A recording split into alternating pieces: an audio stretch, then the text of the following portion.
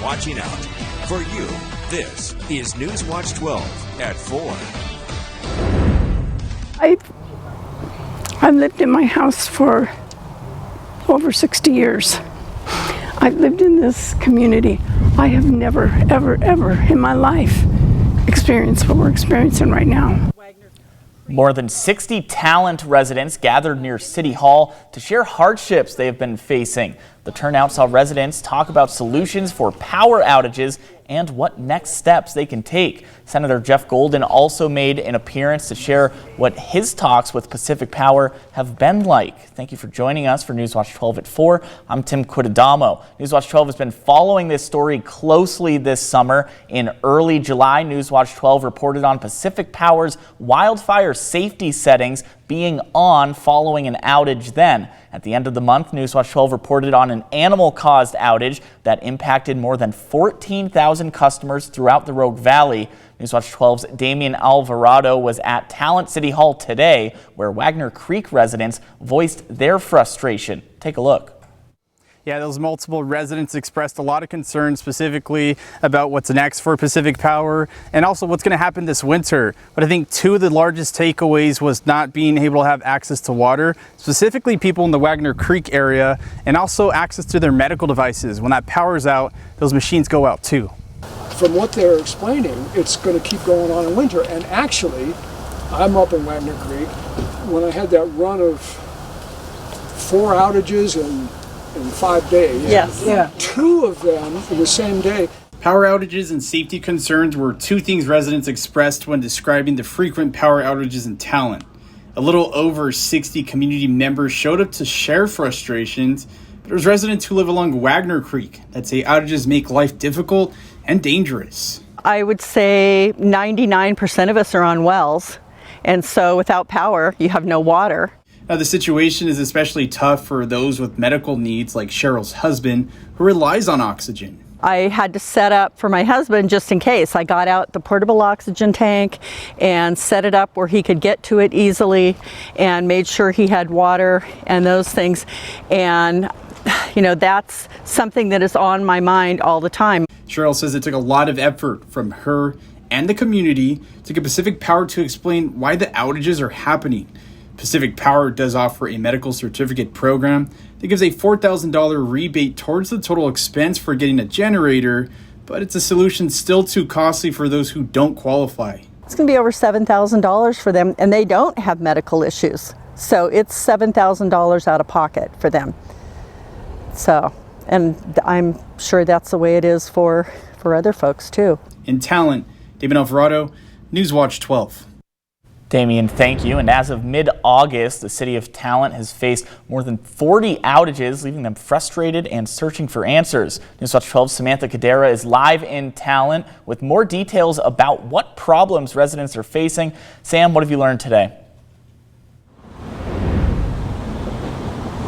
Yeah, Tim, as we've known throughout this course of the summer, residents are growing to be frustrated, especially with the more frequent power outages. Now let's take a look and see what Pacific Power has to say. In Talent, power outages have become a more common disruption for residents, despite the lack of significant wildfire threats directly in Talent. This year, the town has seen frequent outages, causing inconvenience and concern among the community. Like, why is it just in Talent that's being affected so much? I think that's been one of the biggest misconceptions here, is that Talent is somehow isolated and being impacted by these outages. We've had several other communities around the state that have actually had more outages related to these settings. So the impacts are spread throughout our service area. This is not a situation where there's just one area that's being affected by these outages. Pacific Power explained that the enhanced safety settings on power lines are intended to prevent wildfires by quickly de-energizing lines when potential issues are detected.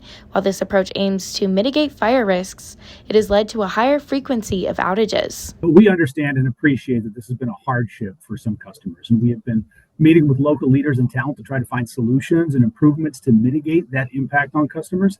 As a result of that collaboration, we've taken several steps to update our equipment and the lines serving Talent.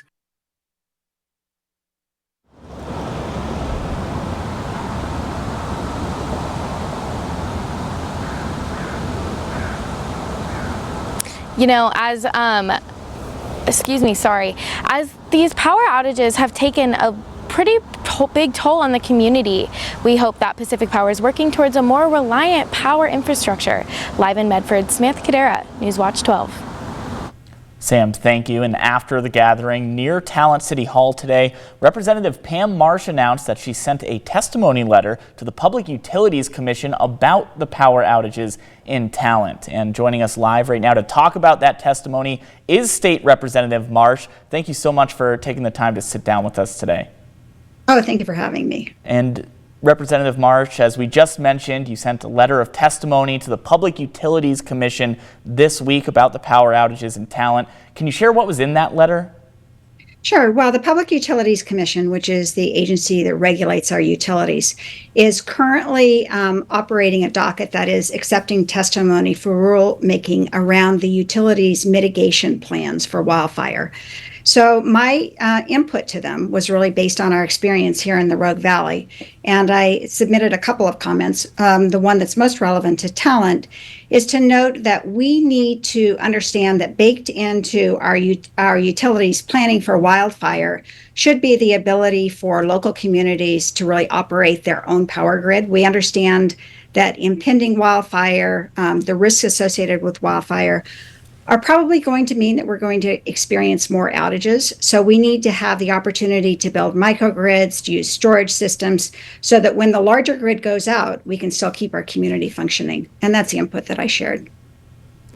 Thanks for sharing with us. And Representative Marsh, another question is, what have you been hearing from some Southern Oregon residents that you represent? Well, clearly people are very upset about all of the outages. They've had a lot of life disrupted when the power goes out.